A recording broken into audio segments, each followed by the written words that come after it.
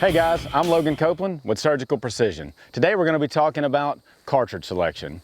If you're getting into long-range shooting, it can be overwhelming. You get on the internet, you read in the forums, you get 15 pages deep, you'll be overwhelmed very fast. So hopefully after this segment today, you'll be able to be better informed about making those choices.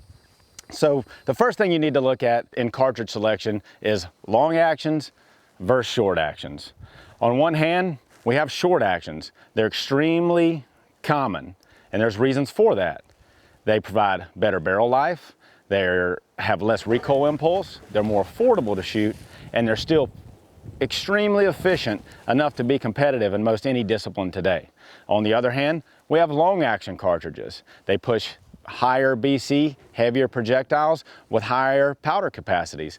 In turn, you have more recoil impulse, you have more barrel wear, but they have an advantage when it comes to drop and wind drift. Let's talk about two examples to illustrate these differences. In this example, we have the 6.5 Creedmoor with a Hornady loading with 140 grain ELDM at 2,710 foot per second. Confirm that it's actually that far. With the atmosphere, as it makes a difference in everything long range shooting, the atmosphere we're going to judge these two on is a density altitude of 1,115 feet. At 800 yards, the 6.5 Creedmoor has a drop of 5.8 mils, and with a 10-mile-an-hour full value wind, a wind drift of 1.2 mils. Conversely, the 300 PRC, once again, an extremely popular long-action cartridge offered by Hornady. It is factory loaded with a 225 grain ELDM running 2,810 foot per second. Same atmosphere, density altitude of 1,115. When we look at it at 800 yards, it only has a drop of 4.9 mils. And with a 10-mile-an-hour full value wind, it has a wind drift of 0.9 mils. So significantly less drop and less wind drift than the 6.5 Creedmoor.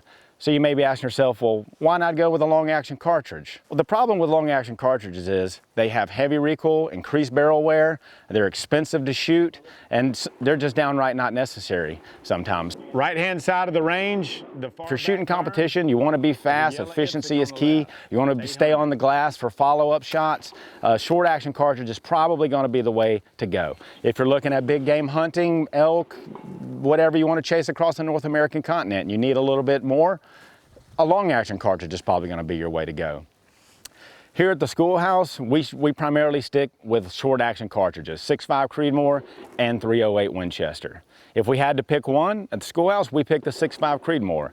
It may be cliche, but it's a bread and butter cartridge and it downright works. It's very affordable. It has very competitive projectiles with high grain for weight projectiles with high ballistic coefficients. It has low recoil impulse. It's affordable. There's a ton of data to reload, and it just downright works. The takeaway is, regardless of what cartridge you choose in your long-range shooting career, as long as you put the time in with it, go to the range and do the work, you'll be well on your way to taking your long-range shooting adventure to the next level.